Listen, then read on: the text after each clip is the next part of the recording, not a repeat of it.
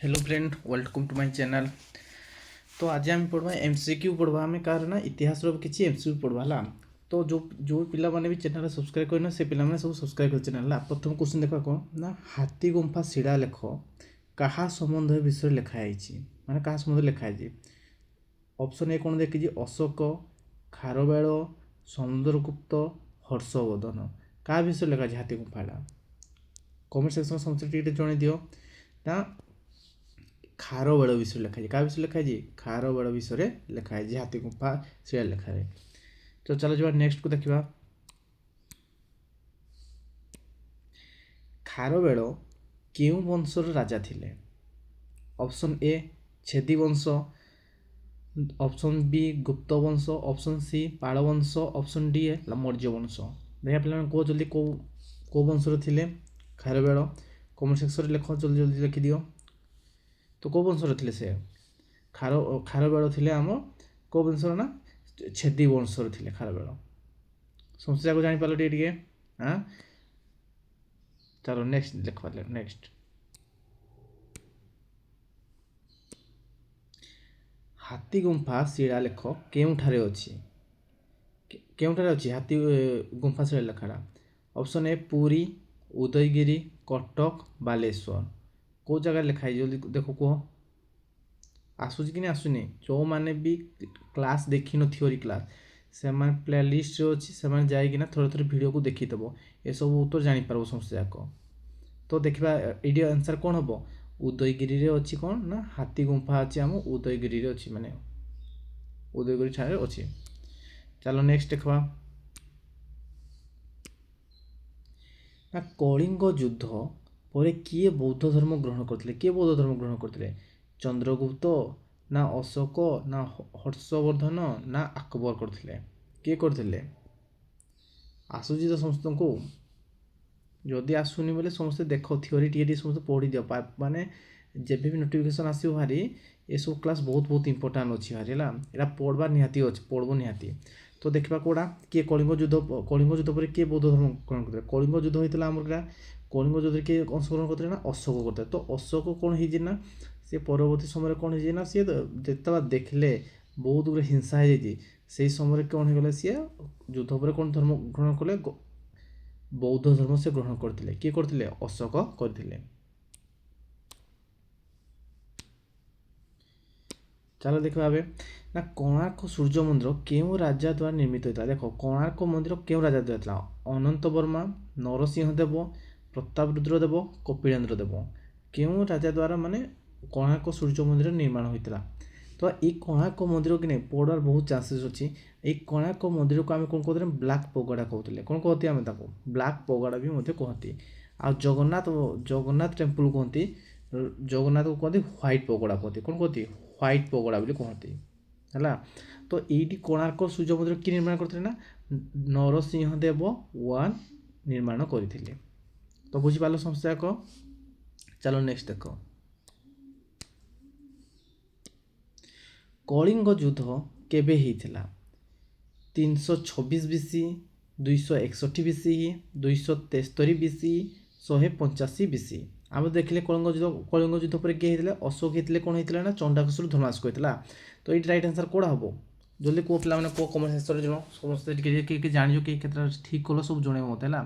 तो ये right answer कौन हम 261 बीसी कौन होता कलिंग युद्ध आरंभ होता। बुझीपाल समस्त जाक केवे होता कलिंग युद्ध 261 बीसी होता। चलो नेक्स्ट चलो मौर्य वंशर स्थापन किए करते मौर्य वंश। तो मौर्य वंश को वंश स्थापन होता ना प्रथम ता पूर्व थे नंद वंश था को वंश था ना नंद वंश था। तो ये मौर्य वंश स्थापन किए करते बिंदुसार, चंद्रगुप्त मौर्य, अशोक, शुंग। तो प्रथम किए आसते ना चंद्रगुप्त मौर्य चाणक्य द्वारा कौन होता ना मौर्य वंश स्थापन होता। प्रथम किए चंद्रगुप्त आसला जिते चंद्रगुप्त पु किए आइले पु आसते बिंदुसार बिंदुसार आसते किए आसते बिंदुसार पु किए थे अशोक थे पुओ थे। तो ये राइट आंसर कौन हम ये राइट आंसर मौर्य वंश स्थापन किए करते ना चंद्रगुप्त मौर्य मौर्य वंश स्थापन करते क्या द्वारा करते ନା ଚାଣକ୍ୟ ଦ୍ୱାରା କରିଥିଲେ। ଆଉ ଚାଣକ୍ୟକୁ ମାନେ କୌଟିଲ୍ୟ ବି କୁହାଯାଉଥିଲା। ଆଉ ଅସ୍ତ୍ରଶାସ୍ତ୍ର ତାକୁ ବି କୁହାଯାଉଥିଲା କାହାକୁ, ଏଇ ଯେଉଁ କୌଟିଲ୍ୟକୁ।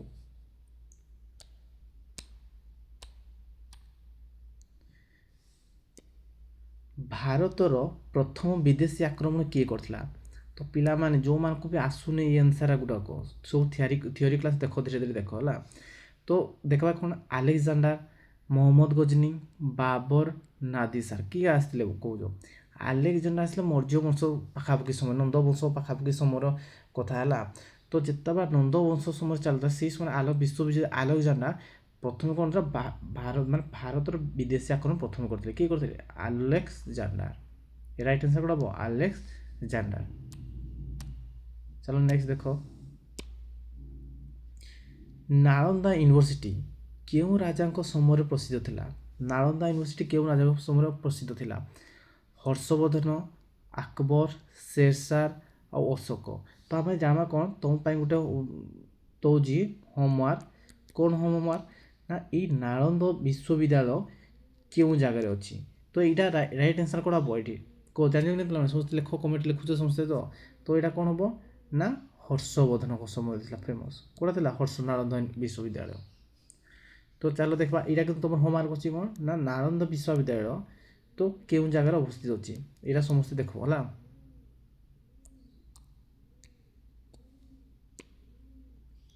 ତ କ'ଣ ଅଛି, ଗୁପ୍ତ ଯୁଗ ମାନେ ଗୁପ୍ତ ଯୁଗକୁ କେଉଁ ଯୁଗ ବି କୁହାଯାଉଥିଲା? ଗୁପ୍ତ ଯୁଗ କେଉଁ ଯୁଗ ବୋଲି କୁହାଯାଉଥିଲା? ତ ଗୁପ୍ତ ଯୁଗ କେଉଁ ଯୁଗ କୁହାଯାଉଥିଲା? ନା ଅପସନ୍ ଏ କ'ଣ ଅଛି, ଅନ୍ଧାକାର ଯୁଗ, ସ୍ୱର୍ଣ୍ଣ ଯୁଗ, ଆଧୁନିକ ଯୁଗ, ମଧ୍ୟଯୁଗ। କେଉଁଟା କୁହାଯାଉଥିଲା ଏଇ ଗୁପ୍ତ ଯୁଗକୁ? କେଉଁ ଯୁଗ କୁହାଯାଉଥିଲା? ଏଇ ଗୁପ୍ତ ଯୁଗ କୁହାଯାଉଥିଲା ଅପସନ୍ ବି ହେବ ରାଇଟ୍ ଆନ୍ସର୍। କି ଯୁଗ କୁହାଯାଉଥିଲା? ସ୍ୱର୍ଣ୍ଣ ଯୁଗ ବୋଲି କୁହାଯାଉଥିଲା। ତ ବୁଝିପାରିଲେ ସମସ୍ତେ, ଗୁପ୍ତ ଯୁଗ କେଉଁ ଯୁଗ କୁହାଯାଉଥିଲା? ନା ସ୍ୱର୍ଣ୍ଣ ଯୁଗ ବୋଲି କୁହାଯାଉଥିଲା। ତ ଦେଖ ନେକ୍ସଟ କ୍ୱେଶ୍ଚନ୍ କ'ଣ ଅଛି ନା ପ୍ଲାସିର ଯୁଦ୍ଧ କେବେ ହେଇଥିଲା? ପ୍ଲାସି ଯୁଦ୍ଧ କେବେ ହେଇଥିଲା? 1757, 1764, 1857, 1947। ତ ଆମେ ଜାଣିଲେ କ'ଣ ନା 1947ରେ କ'ଣ ହେଇଥିଲା? ଭାରତ ଆମର କ'ଣ ହେଇଥିଲା ନା ସ୍ୱାଧୀନତା ହେଇଥିଲା। କ'ଣ ହେଇଥିଲା? ଭାରତ ଆମର ସ୍ୱାଧୀନ ହେଇଥିଲା। କିନ୍ତୁ 1857 କ'ଣ ହେଇଥିଲା? ସିପାହୀ ବିଦ୍ରୋହ ହେଇଥିଲା। କ'ଣ ହେଇଥିଲା? ସିପାହୀ ବିଦ୍ରୋହ ହେଇଥିଲା ହେଲା। ଆଉ 1764 ମସିହାରେ କ'ଣ ହେଇଥିଲା ନା ବକ୍ସର ଯୁଦ୍ଧ ହେଇଥିଲା। କେଉଁ ଯୁଦ୍ଧ ହେଇଥିଲା? ବକ୍ସର ଯୁଦ୍ଧ ହେଇଥିଲା। ତ ଏଇଟା ଜାଣିଥ ହେଲା। ଏଇଟା ରାଇଟ୍ ଆନ୍ସର୍ ହେବ 1757 ମସିହାରେ କ'ଣ ହେଇଥିଲା? ପ୍ଲାସି ଯୁଦ୍ଧ ହେଇଥିଲା। ତ ଦେଖ ଏଇ ଯେଉଁ ତିନିଟା ଯେଉଁ ଅଲଗା ଅପସନ୍ ଅଛି 1764 ଏଇଟା ବହୁତ ଇମ୍ପୋର୍ଟାଣ୍ଟ, 1857 କ'ଣ ହେଇଥିଲା, ଆଉ 1947ରେ କ'ଣ ହେଇଥିଲା, ବହୁତ ବହୁତ ଇମ୍ପୋର୍ଟାଣ୍ଟ ହେଲା। ଏମାନଙ୍କୁ ପଢ଼ିପାରେ ହେଲା। ତ ଆମେ ଏଇଠି ରାଇଟ୍ ଆନ୍ସର୍ ହେବ ଅପସନ୍ ଏ ହେବ ରାଇଟ୍ ଆନ୍ସର୍। ଚାଲ ନେକ୍ସଟ କ୍ୱେଶ୍ଚିନ୍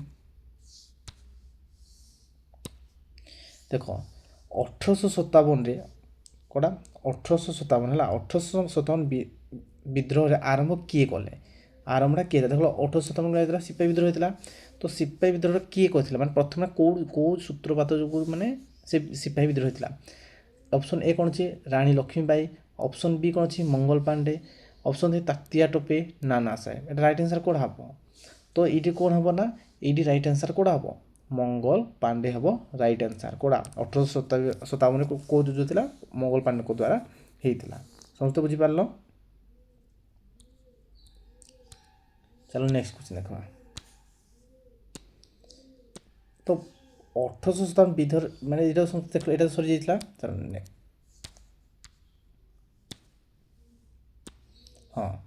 ତ ଭାରତ କେବେ ସ୍ୱାଧୀନ ହେଇଥିଲା? ଭାରତ କେବେ ସ୍ୱାଧୀନ ହେଇଥିଲା?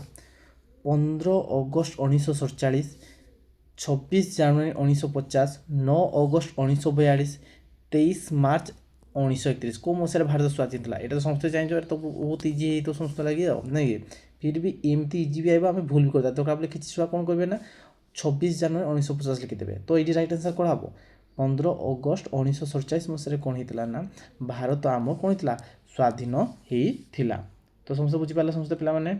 ତ ନେକ୍ସଟ ଆନ୍ସର୍ ଦେଖିବା।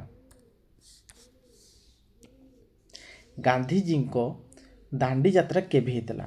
ଦାଣ୍ଡି ଯାତ୍ରା ବେଳେ କ'ଣ ହେଇଥିଲା? ଯେଉଁ ଆଇନ ଅମାନ୍ୟ ଆନ୍ଦୋଳନ ହେଇଥିଲା ହେଲା। ତ କେତେ ମସିହା ହେଇଥିଲା? ଅପସନ୍ କ'ଣ ଅଛି? 1919, 1920, 1930, 1942। କେବେ ହେଇଥିଲା?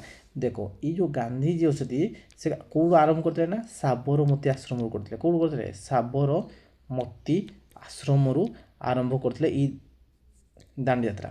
ଯେତେବେଳେ ଏଇ ଦାଣ୍ଡଯାତ୍ରା କେତେ ମସିହାରେ କରିଥିଲେ ନା ଏଇଠି ରାଇଟ୍ ଆନ୍ସର୍ ହେବ କ'ଣ ହେବ ନା 1930 ମସିହାରୁ ଆରମ୍ଭ କରିଥିଲେ। କେବେ କରିଥିଲେ 1930 ମସିହାରେ। ଏଇଟା କହୁଥିଲେ ଆଇନ ଅମାନ୍ୟ ଆନ୍ଦୋଳନ କେବେ ହେଇଥିଲା କୋଶ୍ଚିନ୍ ପଡ଼ିଲେ 1930ରେ। ଆଉ 1920ରେ କ'ଣ ହେଇଥିଲା ନା ଏଇଠି ଗାନ୍ଧିଜୀ କ'ଣ ଥିଲେ ଅସହଯୋଗ ଆନ୍ଦୋଳନ କରିଥିଲେ। କ'ଣ କରିଥିଲେ ଅସହଯୋଗ ଆନ୍ଦୋଳନ କରିଥିଲେ କୋଉଠି 1920ରେ ହେଲା। ଆଉ 1942ରେ କ'ଣ ହେଇଥିଲା ଭାରତ ଛାଡ଼ ଆନ୍ଦୋଳନ। ଆଉ ଏଇଟା କ'ଣ ସ୍ଲୋଗାନ ହେଇଥିଲା କର ବା ମୋର ସ୍ଲୋଗାନ ହେଇଥିଲା। କ'ଣ ହେଇଥିଲା କର ବା ମୋର ସ୍ଲୋଗାନ ହେଇଥିଲା। ଆଉ 1919 କ'ଣ ହେଇଥିଲା ନା ଏଇଟା ରାଉଲାଟ ଆକ୍ଟ ଆଇନ ଆସିଥିଲା। ଆଉ କ'ଣ ଆସିଥିଲା ନା ଜାଲିଆନାବାଗ ହତ୍ୟାକାଣ୍ଡ ହୋଇଥିଲା। ଏପ୍ରିଲ 13ରେ ଜାଲିଆନାବାଗ ହତ୍ୟାକାଣ୍ଡ ହୋଇଥିଲା। ତ ପିଲାମାନେ ସମସ୍ତେ ବୁଝିପାରିଲେ ଟିକେ ଟିକେ।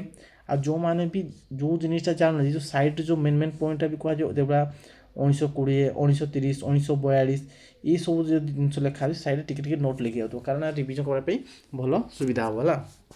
ଚାଲ ନେକ୍ସଟ। ତ ଦେଖ କୁଇଟ୍ ଇଣ୍ଡିଆନ୍ ମୁଭମେଣ୍ଟ କେବେ ଆରମ୍ଭ ହୋଇଥିଲା। କୁଇଟ୍ ଇଣ୍ଡିଆ ମୁଭମେଣ୍ଟ କେବେ ଆରମ୍ଭ ହୋଇଥିଲା ଏବେ ଜଷ୍ଟ କିଛି ସମୟ ପୂର୍ବରୁ କହୁଥିଲି ନା କ'ଣ ହେଇଥିଲା ଅପସନ୍ ଏ କ'ଣ ଅଛି 1942 1930 1919 1928 କେବେ ହେଇଥିଲା ଆରମ୍ଭ ହେଇଥିଲା।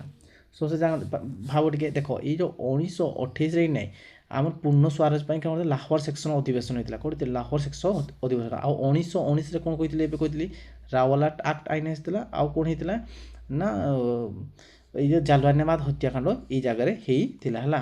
ଆଉ 1930 ପୂର୍ବରୁ ଆମେ ଦେଖିଲେ କ'ଣ ନା ଏଇଟା ଆଇନ ଅମାନ୍ୟ ଆନ୍ଦୋଳନ ହେଇଥିଲା। ଏଇଟା ରାଇଟ୍ ଆନ୍ସର୍ କ'ଣ ହେବ 1942 ମସିହାରେ କ'ଣ ହେଲା କୁଇଟ୍ ଇଣ୍ଡିଆ ମୁଭମେଣ୍ଟ ଆରମ୍ଭ ହେଇଥିଲା। ତ ପିଲାମାନେ ଯଦି ଭିଡ଼ିଓଟାକୁ ସମସ୍ତେ ଯଦି ଭଲ ଲାଗିଲା ଗୋଟେ କ'ଣ କରିଦେବ ଗୋଟେ ଲାଇକ୍ କରିଦିଅ। ଆଉ ଯେଉଁମାନେ ବି ଚ୍ୟାନେଲ୍ ସବସ୍କ୍ରାଇବ୍ କରିନ ସେମାନେ ଗୋଟେ ସବସ୍କ୍ରାଇବ୍ କରିଦିଅ କାରଣ ଏମାନେ ଏମିତି ଇନଫର୍ମେଟିଭ୍ MCQ ଆଣିବି ହେଲା ଯାହାଫଳରେ ତୁମର ରିଭିଜନ୍ ପ୍ରାକ୍ଟିସ୍ ବହୁତ ଭାଗରେ ହେବ ହେଲା। ତ ପିଲାମାନେ ଥ୍ୟାଙ୍କ ୟୁ ପିଲାମାନେ।